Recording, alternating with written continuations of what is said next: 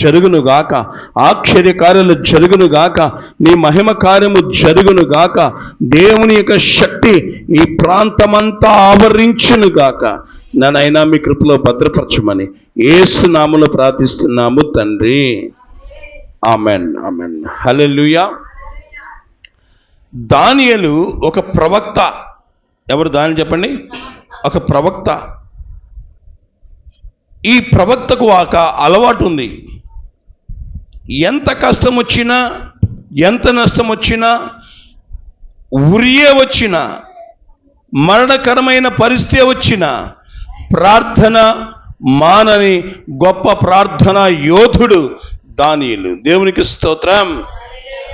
ఇప్పుడు చట్టము, కొత్త చట్టం వచ్చింది. ఏంటంటే దానియేలు కాలంలో రాజును తప్ప ఎవరి దగ్గర ప్రార్థన చేయకూడదు.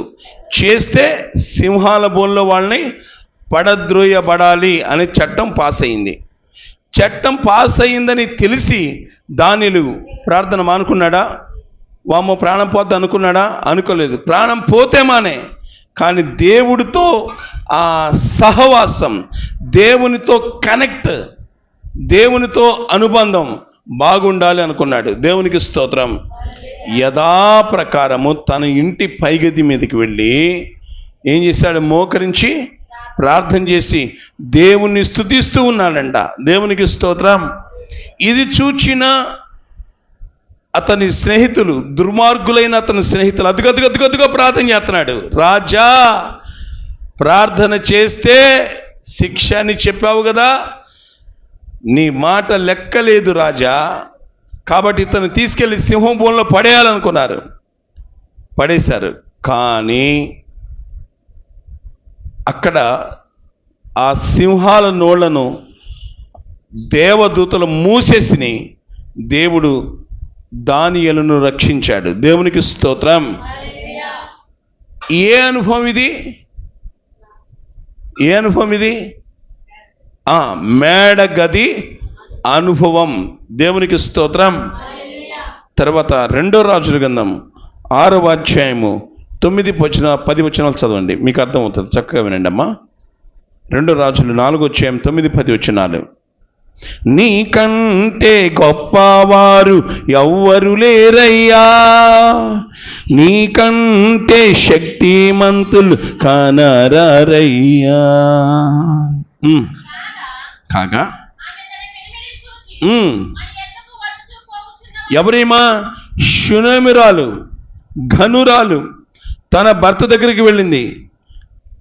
దైవ సేవకుడు వస్తా పోతున్నాడనే విషయం భర్తకు చెప్పింది. అయ్యా, ఒకవేళ నువ్వేం తప్పు కనుకుంటున్నావేమో, మాట మాటికి ఇంటికి వస్తున్నాడు అనుకుంటున్నావేమో.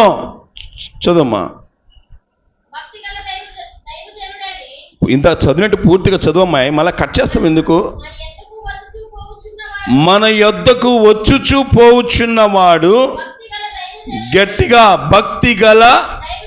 భక్తిగల దైవజనుడు నేను ఎరుగుదునయ్యా. నువ్వు ఉన్నప్పుడు వస్తున్నాడు, నువ్వు లేని సమయాన్ని కూడా ఆ పాస్టర్ గారు వస్తున్నాడు. ఎవరు ఆ పాస్టర్ గారు? ఆ ప్రవక్త పేరేంటి? సరిగ్గా చూసి చెప్పండి. ఎలీషా అనే దైవజనుడి గురించి ఆమె తన భర్తకు సాక్ష్యం ఇస్తుంది. మన ఇంటికి పోచున్న దైవజనుడు ఎవరు? భక్తిగల దైవజనుడు. దేవునికి మహిమ కలుగును గాక. ప్రియ బిడ్డలారా, మనం ఎలా ఉండాలంటే ప్రజలకు మన గురించి మంచిగా సాక్ష్యం చెప్పేటట్లు ఈ భూమి మీద బ్రతకాలి. ఈ భూమి మీద ఎంతకాలం బతుకుతామని చెప్పండి? ఎంతకాలం బతుకుతారు? రోడ్డు మీద వెళ్ళిన వాళ్ళు ఇంటికి వస్తున్నారో లేదో తెలియటంలా, విమానం ఎక్కిన వాళ్ళు మళ్ళా వాళ్ళ సొంత ఇంటికి వెళ్తారో లేదో తెలియటంలా, ఏ క్షణం ఏం జరుగుతుందో తెలియదు. మరి ఇప్పుడు ఈ మధ్య వరదలు వస్తున్న పరిస్థితుల్లో గమనించినట్లయితే ఇళ్ళు పేక ముక్కల్లాగా పడిపోతున్నాయి, కూలిపోతున్నాయి. చూస్తుండగానే తల్లి ఒక పక్క, పిల్ల ఒక పక్క నీళ్ళు కొట్టుకొని పోతున్నారు. లేదు, కాలము దగ్గరకు వచ్చింది. చివరి దినాల్లో ఉన్నాం మనం. ఎంతకాలం బ్రతికినా ప్రభు బిడ్డలుగా బ్రతకాలి, యేసయ్య సాక్షులుగా బ్రతకాలి. చెప్పండి, ఏం బ్రతకాలి? ఈమె మంచిది అనే సాక్ష్యం మనం పొందుదము గాక. ఇతడు మంచివాడు అనే సాక్ష్యం మనం పొందుదము గాక. ఎప్పుడు మంచి సాక్ష్యం వస్తుంది? మన ప్రవర్తన బట్టే కదా. మన ప్రవర్తన ఎప్పుడు మంచిగా ఉంటుంది అంటే, ఎప్పుడైతే దాని వెళ్ళలాగా ప్రార్థన చేయటం ప్రారంభిస్తామో మన ప్రవర్తన మార్చబడుతుంది. దేవునికి స్తోత్రం.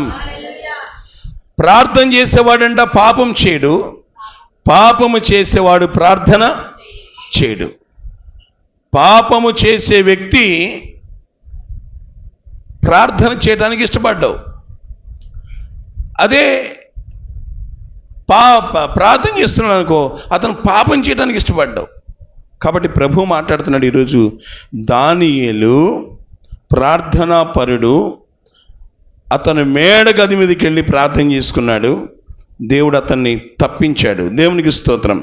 తర్వాత 2 రాజుల గ్రంథం 4వ అధ్యాయము 9-10 వచనాల్లో ఎలీషా గురించి రాయబడింది. మన ఇంటికి వచ్చుచు పోవచ్చున్న దైవజనుడు,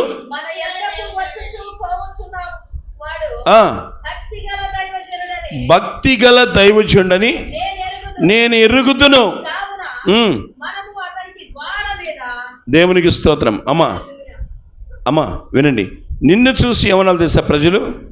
మందిరానికి వెళ్తున్న ఆమె భక్తి కలిగిన బిడ్డ, దేవుని కుమార్తె, ఆమె పరిశుద్ధురాలు, ఆమె ప్రార్థన పరురాలు, ఆమె దేవుని మంట కలిగిన బిడ్డ, ఒక దర్శనం కలిగిన బిడ్డ, ఒక త్యాగం కలిగిన బిడ్డ. నష్టం వచ్చినా కష్టం వచ్చినా దేవుని సన్నిధిని విడవని బిడ్డ. కొంతమంది మందిరానికి ఎందుకు వెళతారంటే వారికి ఏదైనా లాభకరంగా ఉంటుందేమో అన్నట్టు మందిరానికి వెళ్తారు. ఇంట్లో బాగాలేనప్పుడు డబ్బులు ఏదో అవసరమైనప్పుడు, పిల్లవాడికి బాగలేనప్పుడు, భర్తకు బాగలేనప్పుడు, లేకపోతే భార్యకు బాగలేనప్పుడు అప్పుడు మందిరానికి వెళతారు. దేవుడు మాట్లాడుతున్నాడు, కష్టం వచ్చినా నష్టం వచ్చినా అపాయం వచ్చినా ఉరి వచ్చినా దేవుడు నాకు కావాలి. దేవునికి స్తోత్రం. ఒక ఆకలి, ఎవరి గురించిన ఆకలి అంటే దేవుడి గురించిన ఆకలి మనకు ఉండాలా. దేవునికి స్తోత్రం చెప్పండి. ఎవరి గురించిన ఆకలి? దేవుని గురించిన ఆకలి. అంతేకాదు, వాక్యము గురించిన ఆకలి. ఇవాళ ఆదివారం మందిరానికి వెళ్ళాలి, దేవుడు వాక్యం ద్వారా ఏం మాట్లాడతాడో అది నా ఆత్మకు అవసరం, నా భక్తికి అవసరం, నా ప్రార్థన జీవితానికి అవసరం. ఇంకా నా విశ్వాసపు లెవెల్ ఈరోజు వాక్యం ద్వారా పెరిగిద్దేమో, నా ప్రార్థన జీవితం ఈరోజు వాక్యం ద్వారా పెరిగిద్దేమో, నా సమర్పణ జీవితం స్థిరపడుతుందేమో, నేను ప్రార్థన మందిరానికి వెళ్ళాలి అని ఆకలి మనకు ఉండాలి. దేవునికి స్తోత్రం చెప్పండి. హల్లెలూయా. మందిరము గూర్చిన ఆకలి, వాక్యం గూర్చిన ఆకలి, దేవుని సన్నిధిని గూర్చిన ఆకలి ఎవరికి ఉందో వారు మానరు. దేవునికి స్తోత్రం చెప్పండి. ఇక్కడ ఈ ఎలీషా అనే దైవజనుడు ఇంటికి వస్తా ఉన్నాడు, వెళ్తా ఉన్నాడు. ఆ ఎలీషా గురించి పరాయి స్త్రీ, ఘనురాలైన స్త్రీ, డబ్బున్న స్త్రీ తన భర్తతో చెబుతుంది, అయ్యా మన ఇంటికి నువ్వు ఉన్నప్పుడు వస్తున్నాడు, నువ్వు లేనప్పుడు కూడా వస్తున్నాడు. నువ్వేమన్నా అపార్థం చేసుకుంటున్నావేమో. స్త్రీలు చదువుతారా లేదా? చదువుతారు. స్త్రీలు మాటను చదువుతారు, ఎందుకంటే ప్రవర్తన చదువుతారు. ఒక్కొక్కళ్ళ ప్రవర్తన చెడు ప్రవర్తనగా ఉంటుంది. అప్పుడు స్త్రీలకు అర్థమవుతుంది ఇతను చెడ్డ వ్యక్తి అని. అలాగే పురుషులు కూడా కొంతమంది స్త్రీల ప్రవర్తన చూసి ఈమె చెడ్డ స్త్రీ అని గుర్తుపెడతారు. కాబట్టి ఈ ఒక స్త్రీ ఎలీషాను ఎలా అర్థం చేసుకుంది అంటే,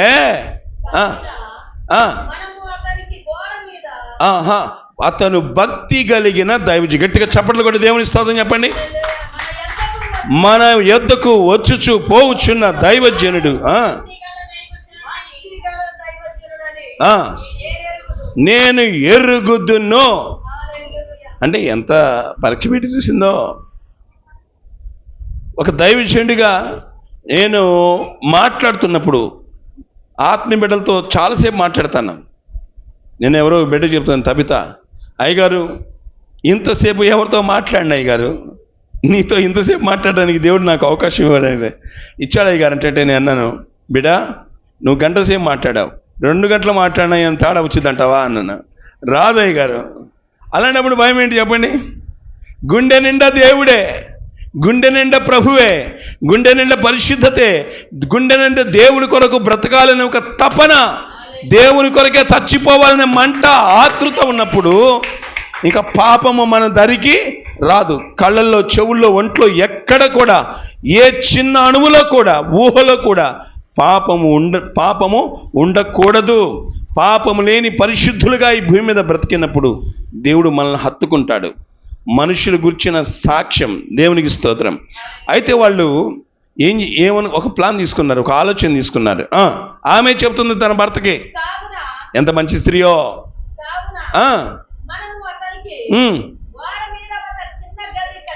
దేవునికి స్తోత్రం. ఎక్కడా? ఈ గోడ మీద చిన్న గది కదా, అసలు పిల్లాడుకునే గదులుగా ఉండవు. ఆ రోజుల్లో గోడలు వేరేది. క్రీస్తు పూర్వం ఉన్న రోజుల గోడలు, ఆ గోడల మీదంట రథాలు పోయేయంట. ఈ గోడలు వేరు, ఆ గోడలు వేరు.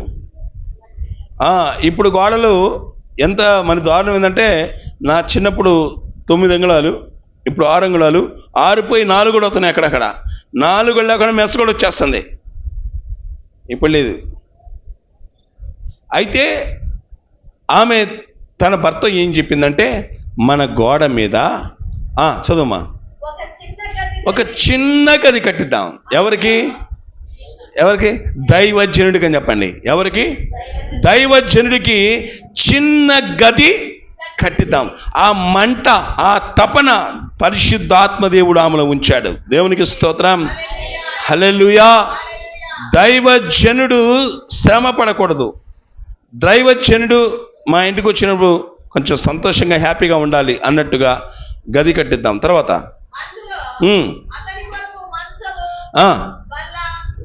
ఎవరి కొరకు? దైవజనుడి కొరకు ఒక మంచం. అమ్మా, వాక్యం ఇచ్చిన బిడ్డలారా, మీ ఇంటికి దైవజనుడు వస్తుంటే దైవజనుడికి ఒక ప్రత్యేకత ఉండాల. మనము పడుకుంటున్న ఆ మంచం కాదు, ఒక ప్రత్యేకమైన మంచం. ఆ తర్వాత ఒక ప్రత్యేకమైన బల్ల, పీట, దీపస్తంభం. దేవునికి స్తుతి కలుగును గాక, హల్లెలూయా. కాబట్టి దైవజనుని గది కట్టించే ఆ క్రమము బైబిల్లో ఉన్నది. దేవునికి స్తుతి కలుగును గాక, హల్లెలూయా. అపొస్తలుల కార్యము 2వ అధ్యాయం 2వ వచనం త్వరగా. రేణు వంటి నా బ్రతుకు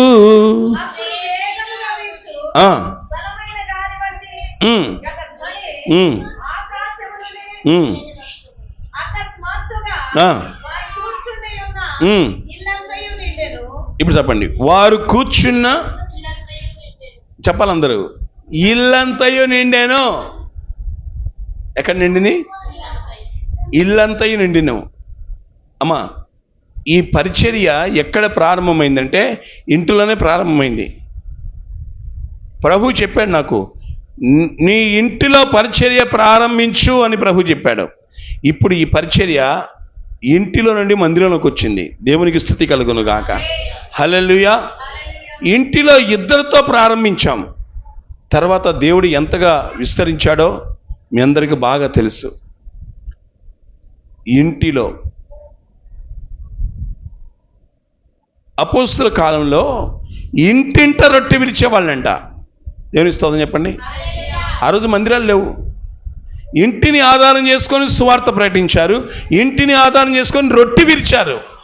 ఇంటింట రొట్టె విరిచారు. దేవునికి స్తుతి కలుగును గాక, హల్లెలూయా. అయితే అపోస్తలుల కార్యం 2వ అధ్యాయంలో పెంతెకోస్తు దినాన అక్కడ కూడి ఉండగా ఆ ఇల్లంతా పరిశుద్ధాత్మ దేవుడు దిగి రావటం వల్ల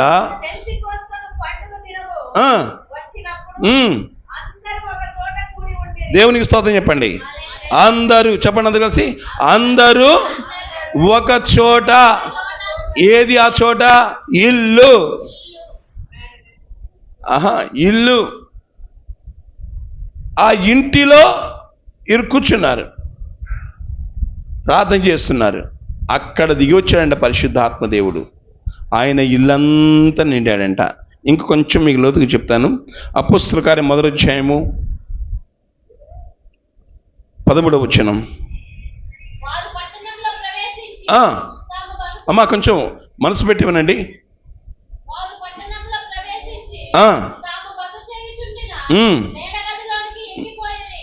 దేవునికి స్తోత్రం. ఏ గది? మేడ గదిలోకి అపోస్తులు ఎక్కి వెళ్ళారంట. అయితే మేడ గదిలో వాళ్ళు ఏం చేశారు? అమ్మా వాక్యం విన్నావు, నీకు డౌట్ క్లియర్ అవుతుంది. మేడ గదిలో వాళ్ళు ఏమేం చేశారు? 14వ వచనం త్వరగా.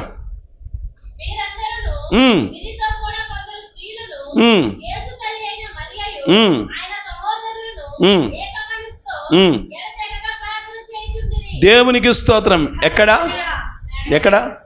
మేడ గదిలో ఎడతెగక ఏక మనసుతో ప్రార్థనలు చేయుచుండిరి. చప్పట్లు కొట్టండి. హల్లెలూయా. ఇది అపోస్తుల యొక్క అనుభవం, మేడ గది అనుభవం.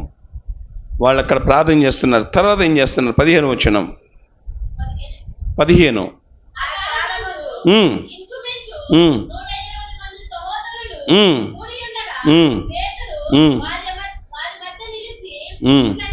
ఆగండి. ఒకటి అక్కడ ప్రార్థన చేస్తున్నారు. రెండో ఏం చేశారంటే 120 మంది, మా వాక్యం వినండి, 120 మంది అక్కడ కూడుకొని ఉన్నారట. ఎక్కడ? మేడగదిలో కూడుకొని ఉన్నారు. కాబట్టి మేడగదిలో ప్రార్థన చేయటం తప్పు కాదు, కూడుకొని ఉండటం తప్పు కాదు. 15 వచ్చిన పేతురు ఏం చేస్తున్నావు చూడండి.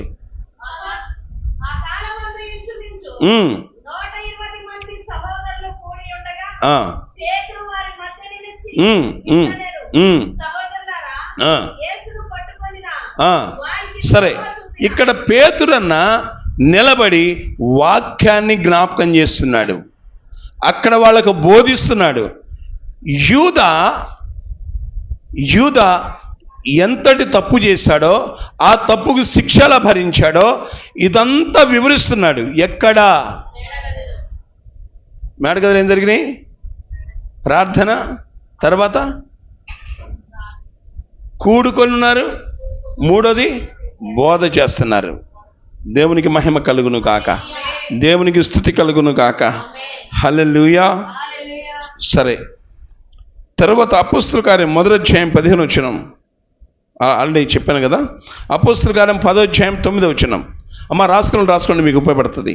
అపోస్తలుల కార్యం 10వ అధ్యాయం 9వ వచనం.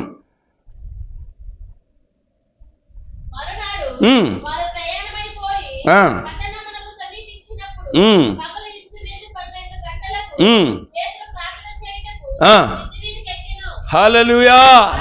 ఎక్కడికి ఎక్కాడు? అందరికి మిద్దెలుండవు. మిద్ద ఉన్నవాళ్ళు ధన్యులు. అక్కడికి వెళ్ళి ప్రార్థన చేదురుగాక, అక్కడ వెళ్ళి దేవుని ఆరాధించుదురుగాక, అక్కడ పరిశుద్ధ కుటుంబంగా దేవుని స్తుతించుదురుగాక. హల్లెలూయా. Thank you Lord. మిద్య ఉంది అంటే ఆ రోజుల్లో బాగా ధనుకులేవాళ్ళు కదా. నా చిన్నట పూరి గుడిసెలు ఉండే ఎక్కువ. ఇక్కడ గాలి వచ్చిందంటే అన్నీ నాకు కూడా బాగా గుర్తు. అక్కడ ఒక ఏంటది తాటాకు, అక్కడ ఒక తాటాకు, ఇక్కడ తాటాకు ఎగిరిపోయి మళ్ళా నేను మా తమ్ముడు ఏరుకొని వచ్చేవాళ్ళమై. ఏది మన 40 సంవత్సరాల క్రితమే. మరి యేసు ప్రభు కాలంలో మిద్దెలు ఉన్నాయంట. ఆ మిద్దె మీదకి వెళ్ళి వాళ్ళు ప్రార్థన చేస్తున్నారట. దేవునికి స్తుతి కలుగును కాక. హల్లెలూయా. ఒకవేళ మీకు దేవుడు మిద్దె ఇచ్చుంటే, మీకు 2వ అంతస్తు, 3వ అంతస్తు, 4వ అంతస్తు ఉంచుంటే, ఒక అంతస్తు అయినా యేసయ్యకి ఇవ్వండి. దేవునికి స్తోత్రం కలుగును గాక. హల్లెలూయా. ఒక అంతస్తులోనైనా యేసయ్యను ఆరాధించండి. ఒక అంతస్తు అయినా, ఈ 2వ అంతస్తు యేసయ్యదే అని చెప్పేయండి, ఈ 3వ అంతస్తు ఏసేదే అని చెప్పండి. మనం కింద ఉండాలి, దేవుడు పైన ఉండాలి. అర్థం ఉందా? మనం కింద ఉండాలి, దేవుడు పైన ఉండాలా. దేవునికి స్తుతి కలుగును గాక. హల్లెలూయా. 20 వచనం త్వరగా. 10-20.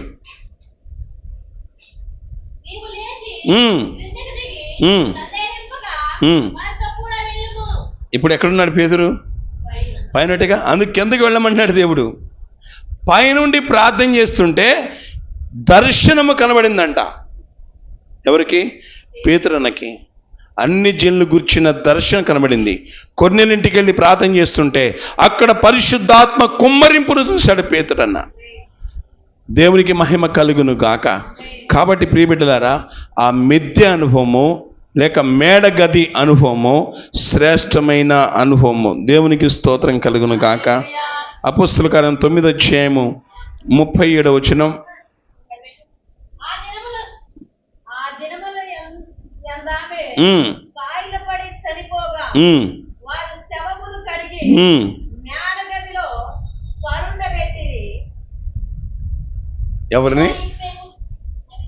ఎవరిని?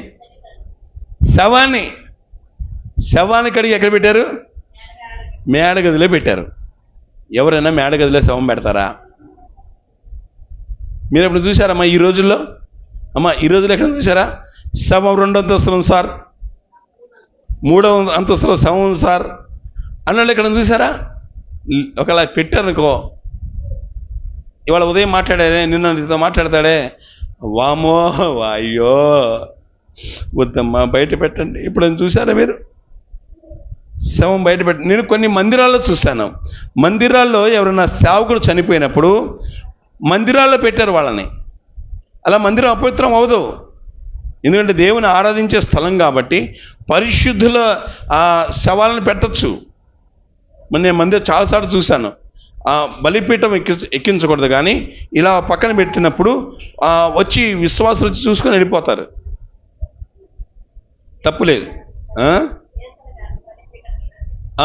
సరే, కాబట్టి ఈ ఇక్కడ అని అంటాం కాదు, కానీ ఎందుకంటే దైవజనుడు అంటే దేవుని ఆరాధించిన ఒళ్ళు ఇది, దేవుని ఆరాధించిన దేహం ఇది, దేవుని స్తుతించిన దేహం ఇది, దేవుని మహింపరిచిన దేహం ఇది. కాబట్టి అది పరిశుద్ధమైన దేహము చనిపోయిన పరిశుద్ధమైందే. కాబట్టి విలువగానే మనం చూడాలి. బైబిల్లో మాట ఉంది, నీతిమంతుల మరణము దేవుని దృష్టి కంట విలువ కలిగిందంట. చెప్పండి, ఏంటది?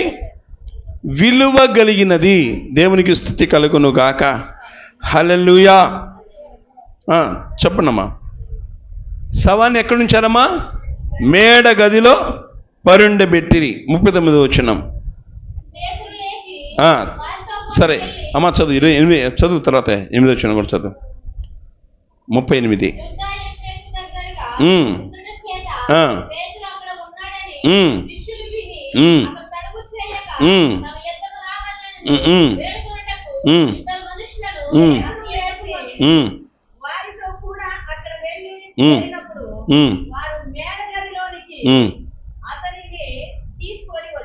ఆహా, హల్లెలూయా. శవం ఎక్కడుంది? పేతురన్న ఎక్కడికి వెళ్తున్నాడు ఇప్పుడు? ఎందుకు వెళ్ళాల్సి వచ్చింది? శవానికి ప్రార్థన చేయాలి. శవానికి ప్రార్థన చేయడానికి వెళ్తున్నాను అని ఎవరన్నా సాకు అప్పప్ప అస్సలు వెళ్ళకూడదమ్మా. వాళ్ళు లేస్తారు,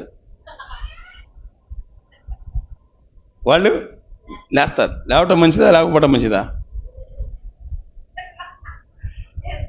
చిన్న లాజిక్తో మన దర్శనాన్ని పాడు చేసే వాళ్ళు ఉంటారు. చాలా జాగ్రత్తగా ఉండాలా. చిన్న లాజిక్తో మన దర్శనాన్ని ఇబ్బంది పెట్టేవాళ్ళు ఉంటారు.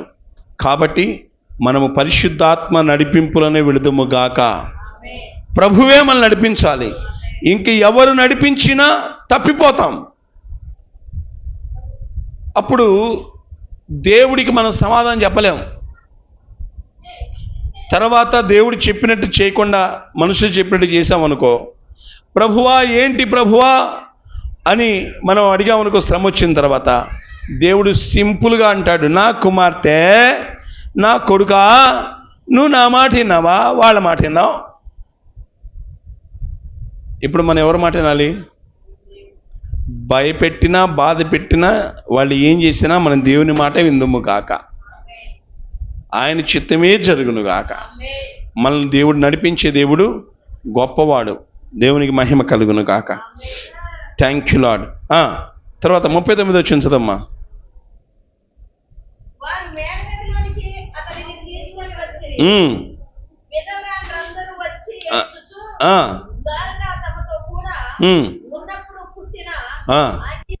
ఇప్పుడు ఎవరైనా చనిపోయినప్పుడు ఎలా ఉంటుంది?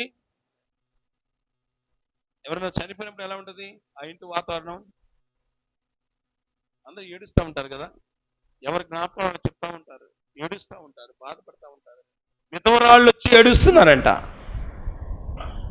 దోరగా బతికున్నప్పుడు కుట్టిన అంగీలు, దోరగా కుట్టిన అంగేనమ్మ ఇది అని ఒకళ్ళొకళ్ళు చూపుకుంటున్నారంట.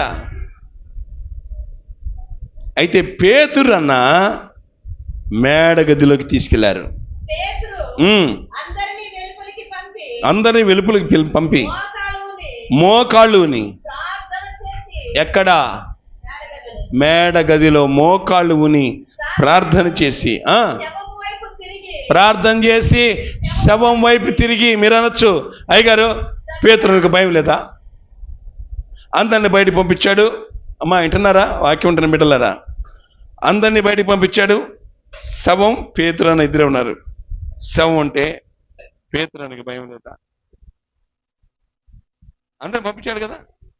మోకాళ్ళు ఉన్నాడు, ప్రార్థన చేశాడు, శవం వైపు తిరిగాడు. తబితా లెమ్మనగా. దేవుడు ఎంత గొప్పగా వాడుకున్నాడు ఆ రోజు వాళ్ళని. శవంతో మాట్లాడి శవాన్ని జీవముతో నింపి వారిని సజీలకలో అప్పచెప్పిన పరిశుద్ధాత్మ చేత నడిపింపబడిన దైవజనులు వాళ్ళు. దేవుడు ఏదైనా చేస్తాడు. దేవుడు ఎప్పుడైనా చేస్తాడు. చెప్పండి, దేవుడు ఎక్కడైనా చేస్తాడు. దేవుడు ఎలాగైనా చేస్తాడు, చేస్తాడు, చేస్తాడు, చేస్తాడు. దేవుడు చేస్తాడు. చెప్పండి, దేవుడు చేస్తాడు. దేవుడు గొప్పవాడు. అక్కడ ఉంది ఇద్దరు. చెప్పండి, ఉంది ఎవరు? చెప్పండి వాళ్ళు. సచిన ఒకళ్ళు, బతికిన ఒకళ్ళు. అంతే కదా. సచ్చింది ఎవరో? తబిత. బతికింది ఎవరు? పేతురు అన్న. ఇప్పుడు చచ్చిన వాళ్ళ దగ్గరికి వెళ్ళి బతికిన వాళ్ళు మోకరించి ప్రార్థన చేస్తున్నాడు. కొంచెం నేను చెప్తుంటే మీకు విడ్డూరంగా అనిపిస్తుందేమో, కానీ మిమ్మల్ని లోతులోకి తీసుకెళ్ళాలని ఆశపడుతున్నాడు పరిశుద్ధాత్మ దేవుడు. పేతురు అన్నలో ఉన్న దేవుడు ఎంత గొప్పవాడో పేతురు అన్నకు బాగా తెలుసు. పేతురు అన్నలో ఉన్న దేవుడు చనిపోయిన శవాన్ని కూడా జీవంతో నింపగలిగిన దేవుడని పేతురు అన్నకు బాగా తెలుసు. పేతురు అన్న సమాచారం ఆ ఏరియా బాగా తెలుసు. అందుకే స్పెషల్గా ఇద్దరు వ్యక్తులను పేతురు అన్న కోసం పంపించారు. నీ ఇప్పుడు రావాలి సార్, అక్కడ శవం ఉంది మీకోసం. చప్పట్లు కొట్టండి. హల్లెలూయా. పరిశుద్ధాత్మ దేవుడు. అమ్మా నాకు చూడండి, పరిశుద్ధాత్మ దేవుడు ఆయన చిత్తములో ఇక్కడున్న ఈ వాక్యం ఉంచిన బిడ్డలకు, ఇక్కడున్న బిడ్డలకు అక్కడ శవం ఉంది సార్, ప్రార్థన చేయాలి రండి అని మిమ్మల్ని పిలుచుదురు గాక. ఎంతమంది వెళ్తారు? మాకు భయం అయ్యగారు, పోయి ఈ వాక్యం చెప్తున్నాం. ఇది శవం అంటే మాకు భయం. ఇక్కడ శవం ఉందంటే అవతల బదులు వెళ్ళిపోతాం మేము. ఇప్పుడు అందుకే కదా పిలిచింది పేతురన్నని, అవునా కదా? పేతురన్న పిలిచింది అందుకేగా. సార్ అంటే వాళ్ళు ఇంకో రకంగా చెప్పుంటారు, సార్ తబిత చనిపోయింది, మీరు రావాలి సార్. ఎవరికి ప్రార్థన చేయడానికి? చచ్చిపోయిన శవానిక? బతికిన ప్రార్థన చేయడం కాదు, చచ్చిపోయిన శవానికి ప్రార్థన చేయడానికి ఇప్పుడు పేతురన్న కావలసి వచ్చింది. 2015 సంవత్సరం అప్పుడు ఈ మందిరం కన్స్ట్రక్షన్ జరుగుతుంది అనుకుంటా, ప్లాన్లో ఉంది. వాళ్ళు అనంతపురం జిల్లా నుండి పల్నాడు జిల్లాకు వచ్చారు. తిమ్మాపురం దగ్గర కంపెనీ ఉంది, వసంత కంపెనీ అని. వాళ్ళ మామయ్య గారు అక్కడ పనిచేస్తుండేవాడు. తన నాయనమ్మతో వచ్చాడు పిల్లోడు. ఆ పిల్లవాడట తన మామ ఇంటి దగ్గర ఉంటా ఆ కంపెనీలో వాడే లిక్విడ్ ఏదో జ్యూస్ అన్నా తాగేశాడు. తాగిన తర్వాత చచ్చిపోయాడు. ఒకసారి వాంతి వీరొచ్చిన చచ్చిపోయాడు. హాస్పిటల్, చెన్నూరుపేట హాస్పిటల్లో చాలాసార్లు తీసుకెళ్లారు, దాదాపు చాలా హాస్పిటల్కి తీసుకెళ్లారు. డాక్టర్లు ఒకటి చెప్పారంట, చనిపోయాడమ్మా, అబ్బాయి తీసుకెళ్ళి సమాధి చేసుకోండి అని చెప్పారంట. వాళ్ళ నెంబరు వాళ్ళకు దేవుడు ఒక ఆలోచన ఇచ్చాడు.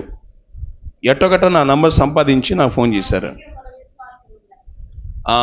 అక్కడ మనవాళ్ళు కూడా ఉన్నాకుంటా నంబరు ఫోన్ చేశారు నాకు. నేను అప్పుడు పాట రాస్తున్నా.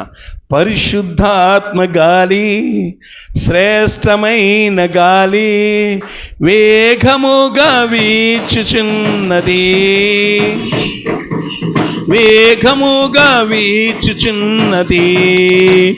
ఆమేన్ ఆమేన్ హల్లెలూయా, ఆమేన్ ఆమేన్ హల్లెలూయా. వాళ్ళు నాకు ఫోన్ చేశారు. అమ్మాయి వినండి, ఎవరు ఫోన్ చేశారు తెలుసా? అయ్యగారు, అబ్బాయి చనిపోయాడు, డాక్టర్లేమో ఏ హాస్పిటల్ పోయినా చనిపోయాడని చెప్తున్నారు అన్నప్పుడు చిన్న మాటే ప్రార్థన చేశా. వాడు రోడ్డు మీద పెట్టుకొని డాక్టర్ గారు చనిపోయాడని చెప్పారు కాబట్టి రోడ్డు మీద పెట్టుకొని ఏడుస్తున్నారు. ప్రార్థన చేశాను, 2 నిమిషాలే ప్రార్థన చేశాను. ఈ బిడ్డలోకి జీవం వచ్చును కాక అని ప్రార్థన చేశాను. ప్రార్థన చేసి నా పాట నేను రాసుకుంటున్నా, ఇక మర్చిపోయాను నేను. 2 నిమిషాల తర్వాత వెంటనే వాడు ఫోన్ చేసి, అయ్యగారు అబ్బాయి కళ్ళు తిరిగి చూస్తున్నాడు, అయ్యగారు అబ్బాయికి ప్రాణం వచ్చింది అయ్యగారు అని మళ్ళా లోపలికి తీసుకెళ్ళారంట హాస్పిటల్కి. వాళ్ళు హాస్పిటల్కి తీసుకెళ్తే మళ్ళా డాక్టర్ గారు వాళ్ళకి, ఎందుకంటే చచ్చిపోయిన తర్వాత డాక్టర్ గారు ఇచ్చారుగా, బయట నెట్టేశారు. ఇప్పుడు మళ్ళా ప్రాణం వచ్చింది. హాస్పిటల్ తీసుకెళ్ళి వాళ్ళు మా స్థలాన్ని ఏదో వైద్యం చేశారు. నేను మర్చిపోయాను, వాళ్ళని చెప్పారు, నేను మర్చిపోయాను. ఆదివారం ఏదో అక్కడే ఆ గదిలోనే ఆదివారం మామూలుగా ప్రార్థన చేస్తా ఉంటే ఒక ముసలమ్మ, నడిచిపోయిన జుట్టున్న ముసలమ్మ చిన్న పిల్లని తీసుకొచ్చారు. ఎవరో నాకు తెలియదు, ఫోన్లో దానికి చూడలేదు కదా. వాళ్ళు చెప్తూ సాక్ష్యం చెప్తున్నారు, సార్ ఈ పిల్లడే సార్, నిన్న చచ్చిపోయిన పిల్లడు ఈ పిల్లడే సార్, మీరు ప్రార్థన చేయగానే కళ్ళు తెరిచి చూశాడండి అని చెప్తున్నప్పుడు దేవా నీకు స్తోత్రం అనుకున్నా. హల్లెలూయా. ప్రభు మాట్లాడుతున్నాడు. ప్రభు రాకడ దినాలలో చనిపోయిన శవాలను లేపే ఆ కృప దేవుడు మనకి ఇవ్వబోతున్నాడు. దేవునికి స్తోత్రం. హల్లెలూయా. ఇది ఎక్కడ జరిగిందమ్మా? ఇప్పుడు మేడగదిలో శవం ఉంది అమ్మాయి, మేడగదిలో శవం ఉంది. అదే మేడగదిలో పేతురు అనే వెళ్ళాడు. ఎవరిని వెళ్ళారా? అందరూ బయటకు పంపించారు. మోకరించి శవానికి ప్రార్థన చేస్తే జీవం వచ్చింది. ఎక్కడా? మేడగది మీద, మేడగదిలో. దేవునికి స్తుతి చెప్పండి. హల్లెలూయా. అమ్మ వాక్యం అనండి, ముగిస్తున్నాను. Thank you lord. కాబట్టి మేడగది ప్రార్థన, మేడగది అనుభవం అంత తేలికైంది కాదు. ఆయన పైన ఉండి ఏలుబడి చేస్తుంటాడు, మనం కిందుండి ఆయన ఏలుబడిలో ఉంటాం. దేవునికి స్తుతి కలుగును కాక. అపోస్తుల కార్యం 20వ అధ్యాయము 8-9 వచనాలు. 8వ వచనం చదవండి.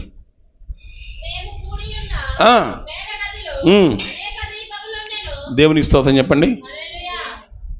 మేము కూడి ఉన్న, అమ్మ విను, ఎక్కడ? ఇప్పుడు 2 మాటలు మీకు చూపించాను. మేడగదిలో కూడుకొని ఉన్నారు అంటే ఇలా మళ్ళా కూడుకొని ప్రార్థన చేస్తున్నారు, మేడగదిలో ప్రార్థన చేస్తున్నారు. దేవునికి స్తుతి కలుగును గాక, దేవునికి మహిమ కలుగును గాక. మేడగదిలో వాళ్ళు కూడుకొని నుండి ప్రార్థన చేస్తున్నారు. ఏ సమయం? రాత్రి వేళ. ఐతుకు అను ఒక యవనస్తుడు కిటికీలో కూర్చుండి గాఢ నిద్రపోయి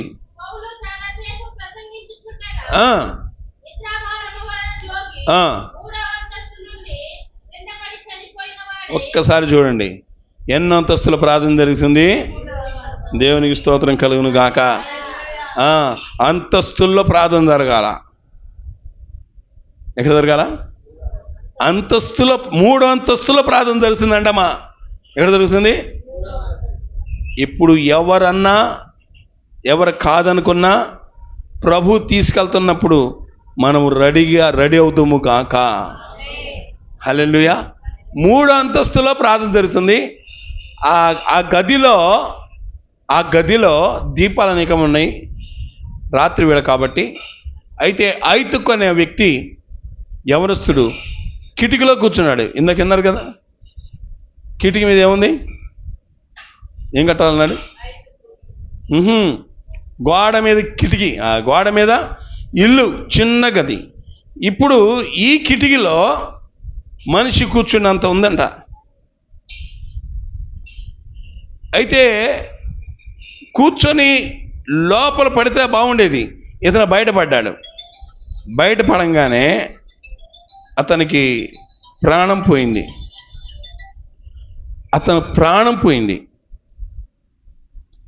ప్రాణం పోయి ఎత్తబడ్డాడు. బాగా వినండి, దేవునికి స్తుతి కలుగును కాక. హల్లెలూయా. చదవండమ్మా. అంతటా పౌలు కిందకి వెళ్ళి, ఎక్కడి నుంచి? మేడ గదిలో నుండి కిందకి వెళ్ళి అతని మీద పడి కౌగిలించుకొని, మీరు తొందరపడకండి, అతని ప్రాణము అతనిలో ఉన్నదని. దేవునికి స్తోత్రం. అతని మీద పడ్డాడంట, అతన్ని కౌగిలించుకున్నాడంట. చచ్చిపోయినా బతికినా? 3వ అంతస్తులో ప్రార్థన జరుగుతుంది. 3వ అంతస్తులో ప్రార్థన జరుగుతుంటే అక్కడి నుంచి ఐతుకు అనే వ్యక్తి కింద పడ్డాడు. అతను చనిపోయి వెళ్ళిపోయాడంట ఆల్రెడీ. అయితే పౌలన్న కిందకి దిగి వచ్చి అతని మీద పడి అతన్ని గట్టిగా కౌగిలించుకున్నాడు. అతనిలో ప్రాణం వచ్చిందని చెప్పి మరలా పైకి వెళ్ళి అక్కడ వాళ్ళు రొట్టె విరుచుట మనం చూస్తాం. దేవునికి స్తుతి కలుగును గాక. హల్లెలూయా. కాబట్టి గది అనేది, ఆ గది కింద ఉన్న గదులు వేరు, పైన ఉన్న గదులు వేరు, అంతస్తులు వేరు. దేవునికి స్తోత్రం చెప్పండి. ఇప్పుడు మనం చదువుకున్నాం ఇక్కడ 3వ అంతస్తులో పేతురన్న దర్శనం ఎక్కడ కనబడింది? మిద్దె మీద. తర్వాత ఇంకో వ్యక్తిని మనం చూసాం కదా, తబిత. మేడ గదిలో శవం పెట్టారు. ఎక్కడ? మేడ గదిలో అంతస్తులో శవం పెట్టారు. అదే అంతస్తులో పేతురుని వెళ్ళి ప్రార్థన చేస్తే వాళ్ళకి జీవం వచ్చింది. దేవునికి స్తుతి కలుగును కాక. హల్లెలూయా. దేవునికి స్తుతి కలుగును కాక. ప్రభునికి మహిమ కలుగును కాక. కాబట్టి ప్రియబిడ్డలారా, లెవెల్స్ ఉంటాయి. విశ్వాసములో లెవెల్స్ ఉంటాయి. చెప్పండి, విశ్వాసంలో విశ్వాసపు అంతస్తులు ఉంటాయి. ఒక్కొక్కళ్ళు విశ్వాసం ఏమో అల్ప విశ్వాసం, స్వల్ప విశ్వాసం, అసలు విశ్వాసం లేని వ్యక్తులు, అవిశ్వాసి. కానీ కొంతమంది విశ్వాసం ఎలా ఉంటుందో తెలుసా? ప్రభువు చెప్పాడు కొంతమంది గురించి, నీ విశ్వాసం గొప్పది. దేవునికి స్తోత్రం చెప్పండి. లెవెల్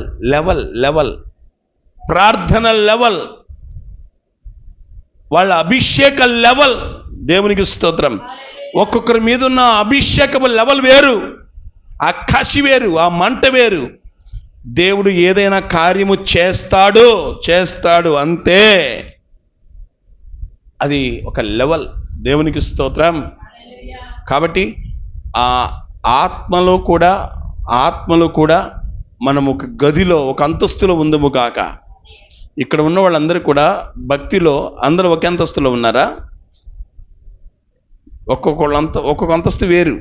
ఈ అమ్మాయి అంతస్తు వేరు, ఈ అమ్మాయి అంతస్తు వేరు, అమ్మాయి అంతస్తు వేరు, ఏం అంతస్తు వేరు. అదిగో చెబుతుంది 3వ అంతస్తు అంట. కాబట్టి ఇక్కడ ఉన్న వాళ్ళు ఏ అంతస్తులో ఉన్నారో అదిగో. కాబట్టి మనము ఆత్మలో ఒక అంతస్తులో ఉందము గాక. నేను అల్ప విశ్వాసిని కాదు, అవిశ్వాసిని కాదు, స్వల్ప విశ్వాసిని కాదు. నా విశ్వాసం గొప్పది. ఇప్పుడు మందిరం ఏర్పాటు చేసేటప్పుడు చాలామంది నా దగ్గరకు వచ్చి నా విశ్వాసాన్ని పెండాలని చూశారమ్మా. నా విశ్వాసం ఉన్న కొంచెం విశ్వాసం కూడా చంపాలని చూశారు. అసలు నీ వల్ల అవుద్దా అన్నారు.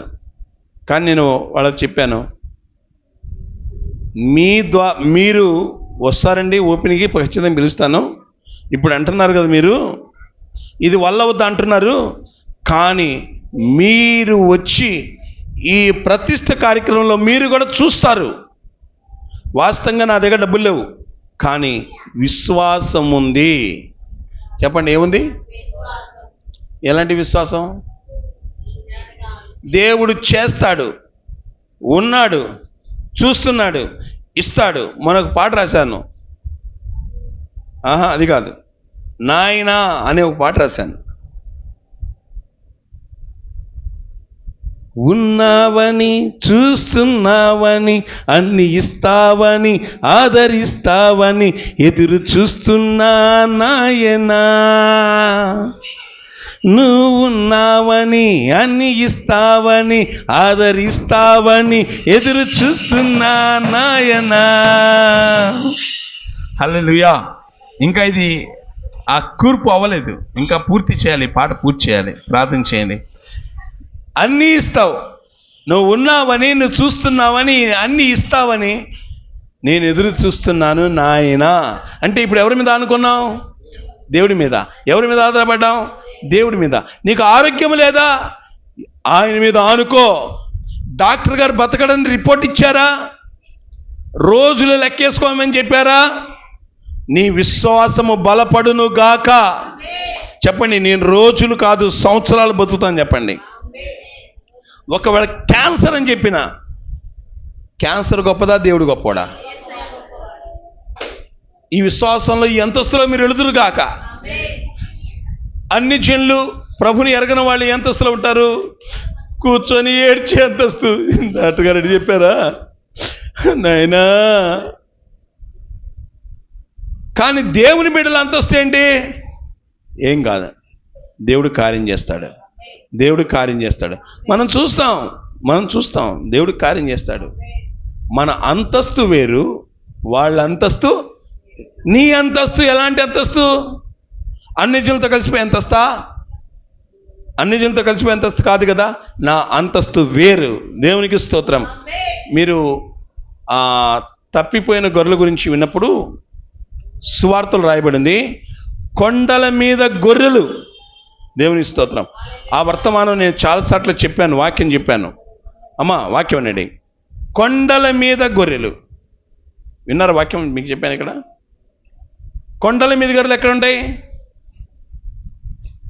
కొండల మీద ఉన్న గొర్రెల అనుభవం చెప్పండి. కిందున్న గొర్రెలు ఆ గడ్డితో పాటు మట్టి కూడా తగులుద్ది, కానీ కొండ మీద ఉన్న గొర్రెలు ఆ తిండి ప్రత్యేకమైంది, సపరేట్ తిండి. రెండోది, కొండల మీద ఉన్న గొర్రెలకు మేఘాలు దగ్గరలో ఉంటాయి. ఆ కొండల మీద ఉన్న గొర్రెలు ఆకాశానికి దగ్గర ఉంటాయి. గొర్రెలు ఎవరు? మనమే. కొండ అంటే ఒక అనుభవం, ఒక అంతస్తు. దేవునికి స్తోత్రం. వాక్యం వింటే అర్థమైపోతే ఉన్నా, వాక్యం అనకపోతే ఏమర్థం కాదు. విని ఆసక్తి కలిగి ఉండాలా. వినకపోతే ఆసక్తి ఆడ నుంచి వస్తుంది, ఏ శక్తి రాదు. కాబట్టి కొండల మీద ఉన్న గొర్రెల అనుభవాలు వేరు. ఇప్పుడు కొండల మీద ఉన్న గొర్రెలు, కింద ఉన్న గొర్రెలు వేరు. కొండల మీద ఉన్న గొర్రెలు ఏం చేస్తాయి తెలుసా? అవి ఎత్తులో ఉంటాయి, ఆకాశానికి అందుబాటులో ఉంటాయి. ఈ మధ్య ఒక ఆమె ఫోన్ చేశాను, ఆమె నాకు ఫోన్ చేసింది, నా బిడ్డే, ఆత్మ బిడ్డే. అయితే అమ్మా ఎక్కడున్నావు అన్నా. నేను అయ్యగారు నేను హైదరాబాద్లో 40 అంతస్తులో ఉన్నానని చెప్పింది. ఎన్నో అంతస్తు? 40 అంతస్తులో ఉన్నాను అయ్యగారు అంది. ఇక నాకు ఒక ఆలోచన వచ్చింది. యేసు ప్రభు రాకడ వస్తే మాకంటే ముందే నువ్వు ఎగిరిపోతావు అనుకుంటాగా. ఆకాశానికి నువ్వు అందుబాటులో దగ్గరలో ఉన్నావు, అవునా?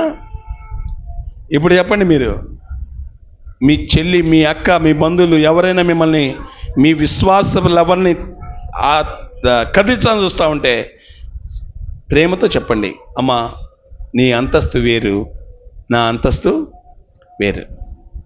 నా అంతస్తులో ప్రభు ఉన్నాడు, మీరు ఇంక అంతస్తులో రాలేదు, మీరు కిందే ఉన్నారు, కాస్త పైకి రండి అని అడగండి. మీరు మాట్లాడుచుండగానే పరిశుద్ధాత్మ దేవుడు కార్యము చేయునుగాక. మనమందరము ఒక ఆత్మీయ అంతస్తులో దేవుని ఆరాధించే కృప దేవుడు మనకు దయచేయునుగాక. ఈ వాక్యాన్ని ప్రభు ఆశీర్వదించునుగాక. కళ్ళు మూసుకోండి, మోకరించండి, ప్రార్థన చేద్దాం. ప్రభువా, నన్ను ఆత్మీయంగా ఒక అంతస్తులకు తీసుకెళ్ళండి అయ్యా.